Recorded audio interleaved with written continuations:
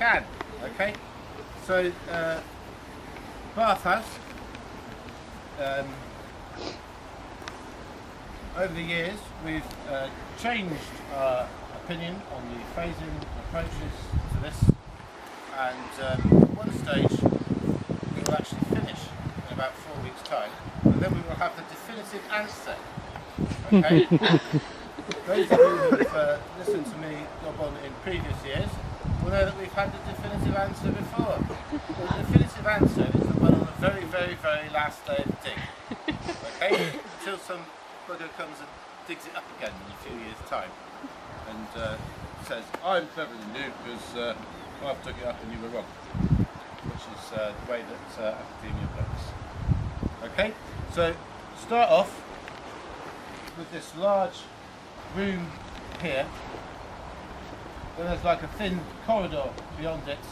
Footprint, you can see the beginnings of another large building that looks very, very similar to this, heading off underneath the trench over there.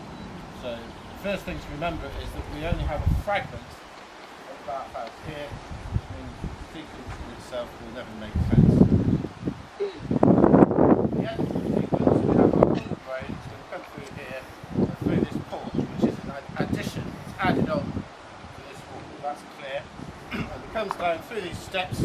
Steps appear to be integral to this bench around the edge of the wall. Okay?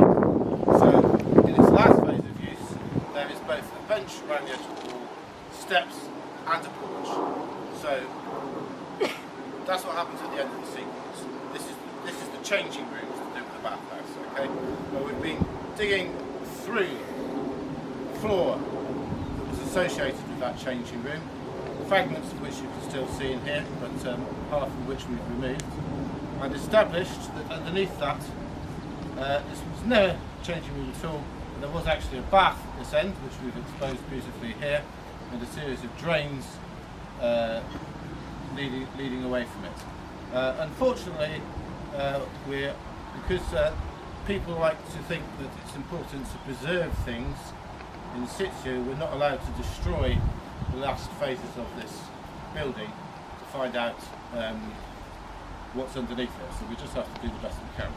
What we do know is that those of you who've been digging that corner over there found out an earlier porch which leads into a blocked doorway, which you people over there will just about to be able to make out. That one is very, very clear from the inside. Okay? So at some stage the entrance into the bathhouse is moved from there to here. It is not clear whether that entrance was in use. I'm assuming it was in use before this was turned into a changing room. Okay, which still means it is the initial room that you go in to get into the bathhouse. But there's a couple of other things you want to note. Firstly, this was a window. Tell it's a window because it's got this sort of chamfer on it that is knocked through and turned into a doorway. There's another block window there. There's another blocked doorway there. There's a doorway there that you can still walk through. There's another blocked doorway there. There's another bath there. This thing on the extension on here appears to be a room which has a bath on each side of it, which is an add-on. So maybe when this was turned into a changing room, maybe that's the point at which the bath was added on. That makes perfect sense because it's the same sort of size backwards as this porch. This is turned into a changing room. The porch is added to change entrance roads this way. We have to relate that to what was happening out there. That bath is built in, we're missing a bath, so we've got a bath in there. That building we can say is built at the same time as this porch. Okay?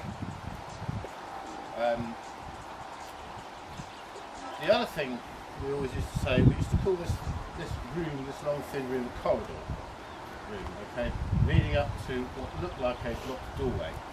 However, we now think there's a blocked window there, but at the bottom of that wall, as we found earlier on this week, there are a series of pipes leading up from the floor, okay? Most of which have been removed but are still intact there at the bottom, which means there is hot air going up that wall. So there's a heating system in there somewhere that we can't quite see yet.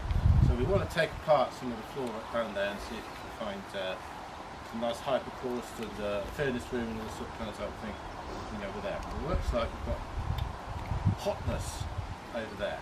No evidence for hotness over here. Which means in the old days people used to have a cold bath, and by the end of the Roman period they wanted a hot bath, which is why they built that. Perhaps. And all that stuff about the Romans having cold baths and then hot baths and then in the same time is probably nonsense.